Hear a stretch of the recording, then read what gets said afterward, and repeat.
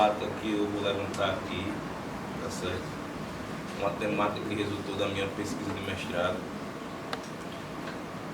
A princípio, eu desejava pesquisar somente a capoeira, não a capoeira alagoana, mas uma capoeira baiana, a questão da transformação da capoeira em símbolo da cultura nacional. E depois eu fui tentado a estudar a capoeira alagoana, tá certo? Por conta da grande lacuna que existia. Vejam só, então o objetivo principal da minha pesquisa foi estudar uma possível simbiose essa que dificultava a visualização desse traço marcante da cultura negra, que é a capoeira, aqui em Alagoas. E a minha pesquisa ela vai se dar um marco temporal que vai de 1878, antes da abolição da escravidão, até 1911. Tá ok? Eu vou me utilizar de algumas documentações judiciais. Mais à frente eu vou falar o porquê. Ok? Passa isso aí, para adiantar. Tem um marco temporal, já dá para saber que a minha área é da história, tá certo? É nóis. História social, eu e a Sandra aqui, tá ok? Então a gente vai trabalhar no campo da história, uma história social da cultura, tá ok? Levando em consideração as relações sociais, tá certo? E a produção cultural dos indivíduos, principalmente dos indivíduos das classes subalternas, que para a época, em sua grande maioria, ou quase totalidade, eram negros e os mestiços, não ser colocados como par, tá ok? Então o objetivo vai ser compreender essas histórias das pessoas comuns. É uma barreira, tá ok? Principalmente quando a gente fala da população negra, tá certo? A população negra que foi negada a ela muita coisa. E essa negação de determinados, como é que eu posso dizer, de um determinado conhecimento da cultura negra, isso vai reverberar forte em quem faz pesquisa sobre essa parcela da população, tá certo? Acho que todo mundo aqui passou por isso, que é uma parcela da população e a sua fonte de conhecimento majoritária ela provém da oralidade. E como a Bela mesmo citou aqui, essa oralidade, esse conhecimento, muitas vezes ele é silenciado. Eu acho que uma palavra forte que vai ser falada aqui vai ser silêncio. Tá, ok? Eu também vou falar do silêncio. O silêncio como uma dificuldade e o silêncio como algo que me deu fôlego para escrever. Tá, ok? Então vejam só. Como foi uma pesquisa de cunho científico para universidade, mestrado, também não vou me alongar muito nessa parte, tá certo? O que eu tenho a dizer é que eu tentei trabalhar com experiências dessas pessoas, principalmente de escravos e ex-escravos, tá ok? E a partir dessas experiências eu vou recolher alguns indícios, tá certo? Esses indícios vão me deixar se aproximar um pouco da realidade, tá certo? De vida daquelas pessoas. E principalmente me tocar para uma coisa, né? Principal, eu acho. Se eu estou lidando com um tipo de população, tá certo? Ela foi escravizada, então uma coisa que vai perpassar a vida dessa população vai ser a escravidão. Qual a força da escravidão sobre essas pessoas? O que foi que a escravidão legou aquelas pessoas e nos legou também, tá ok? Inclusive esse silenciamento, tá ok? Sim, pode passar. Então, as dificuldades que eu encontrei, coloco como filtros, porque muitas vezes a gente no trabalho de historiador, a gente vai ter que se debruçar sobre um documento, tá certo? Para o recorte temporal que eu peguei, a oralidade, ela, como é que eu posso dizer, ela não ia estar tão fácil assim para mim conseguir recolher, tá certo? Retirar alguma coisa dela, algum conhecimento dela, tá ok? Então esses filtros vão ser imposições que vão ser colocadas dentro da pesquisa.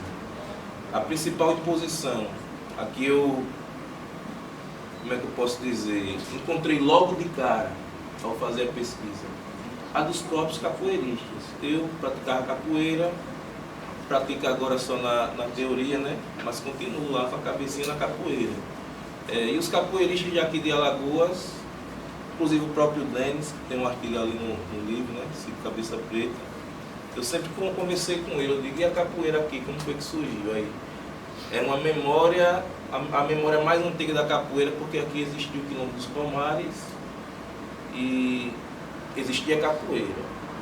Aí depois dessa existência de capoeira no Quilombo dos Palmares, a gente vai ter um grande silenciamento, que só vai terminar agora na segunda metade do século XX, inclusive com a pesquisa do Denis, que é a fase de capoeira de grupo, os grupos de capoeira que nós conhecemos hoje. Mas e a fase escrava da capoeira, a fase marginalizada da capoeira? Essa fase ela foi esquecida, não se tem nenhum registro sobre essa fase, tá certo? Então, uma grande interrogação e um grande silenciamento. Acredito que não só para a capoeira, tá certo? Mas também para outras temáticas que fazem parte da cultura negra. Pode passar assim. Então vejam só, como foi que eu resolvi pensar? Eu vou ter que pesquisar o contexto, tá certo? As fontes que eu me utilizei para retirar as informações foram jornais, foi o Código Penal, o Código Criminal de 1832, para mim poder enquadrar o meu objetivo, o meu objeto, que seriam os capoeiras. E me debruçando sobre os jornais da época aqui de Maceió, que não foram poucos, foram muitos, tá certo? Eu notei que existia um certo silenciamento sobre a capoeira. Eu percebia muita notícia sobre capoeira, sobre crime de capoeiragem, tá certo? Que eram recorrentes de outros estados, mas aqui em Alagoas não existia. Isso poderia significar, mas aqui em Alagoas não tinha capoeira, não existia essa capoeira, ou essa prática de capoeira não era veiculada. E essa prática de capoeira não sendo veiculada, mas porque era que ele colocava tanta notícia de crime relativo à capoeiragem que acontecia em outros estados. Em Recife, que acontecia em Minas Gerais, no Rio de Janeiro, que acontecia em São Paulo, que acontecia no Pará, tá certo? No Maranhão. Eu digo, mas e aqui não existe isso? E uma grande quantidade de crimes sobre vadiagem. Então comecei a pesquisar o contexto histórico, tá certo?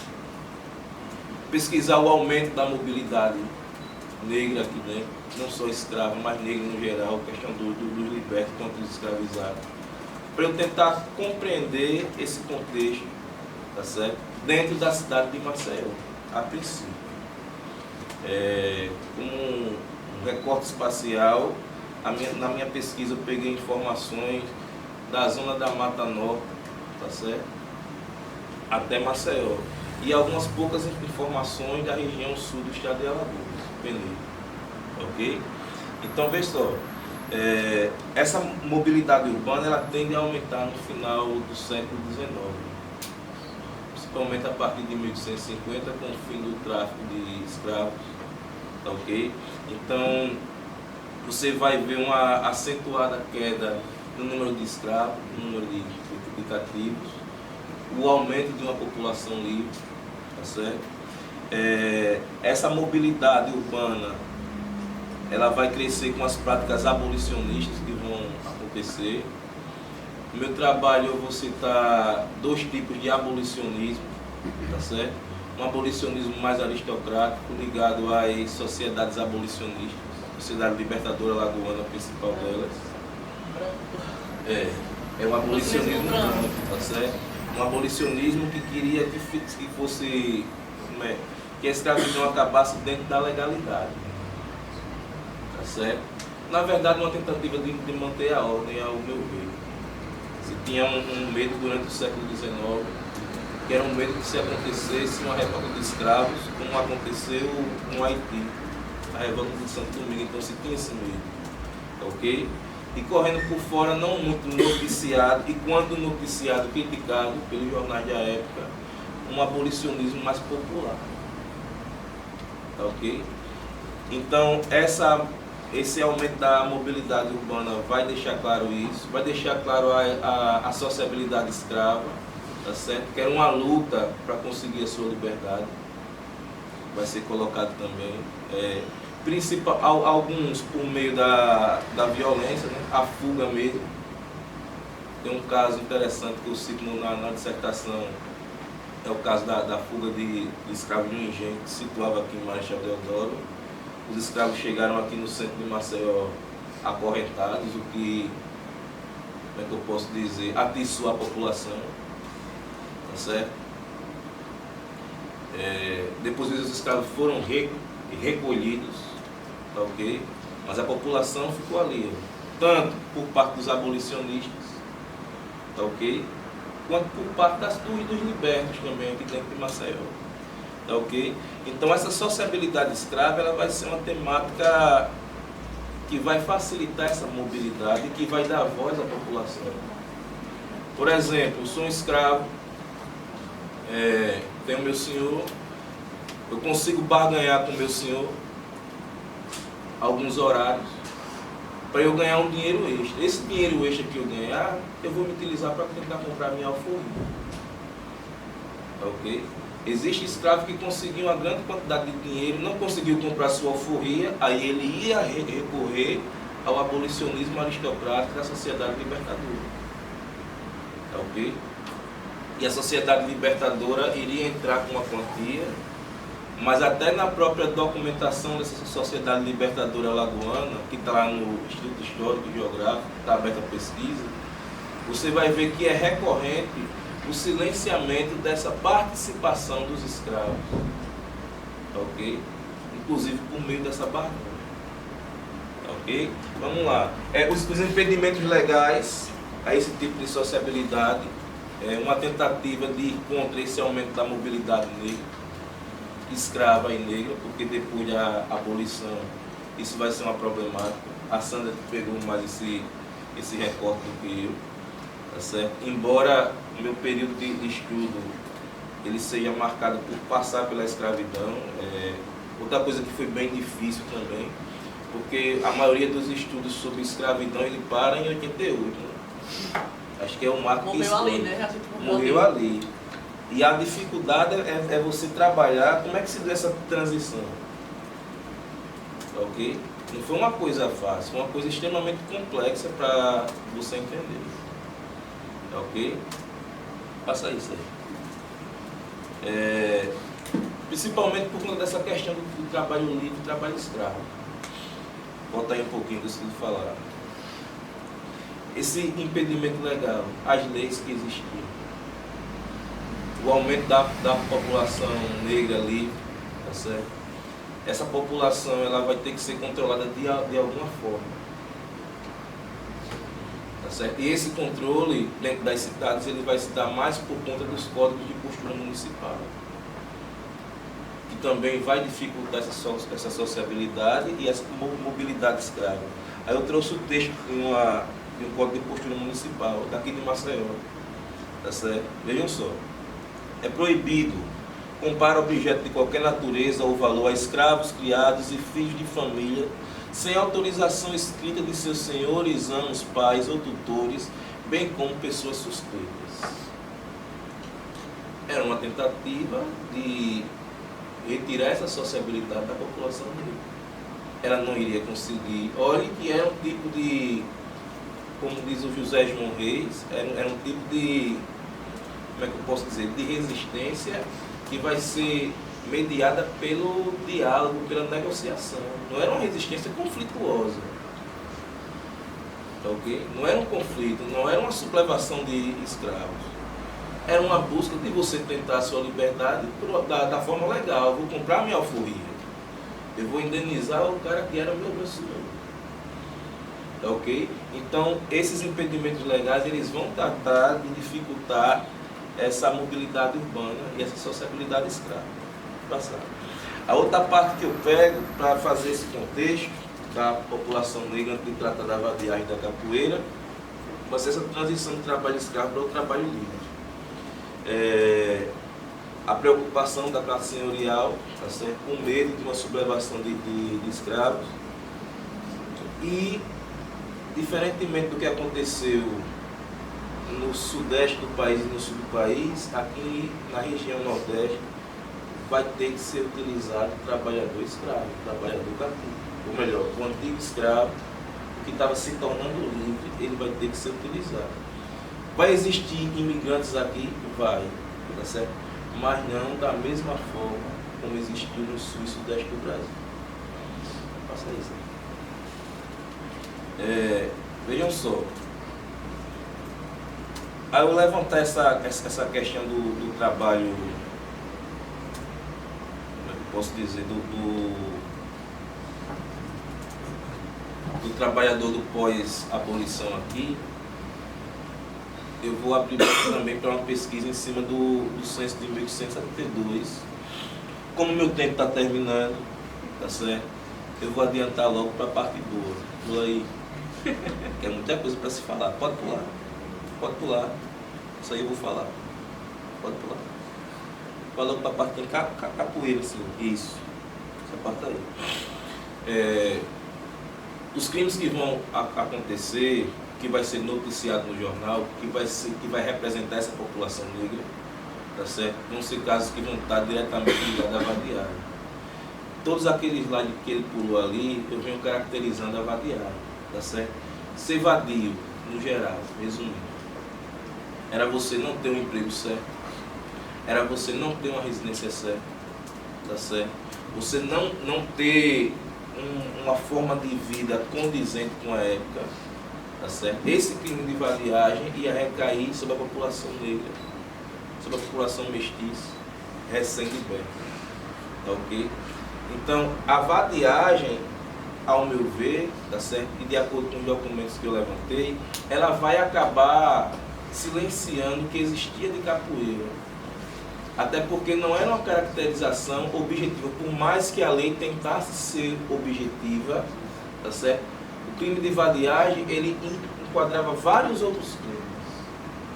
A gatunagem, a própria capoeiragem, a partir da proclamação da República e da instauração do Código Penal de 1890, tá certo? Então a vadiagem, ela vai encobrir que existe de capoeira aqui em Alagoas. Vejam só, ela vai estar ligada a todo tipo de imoralidade, certo?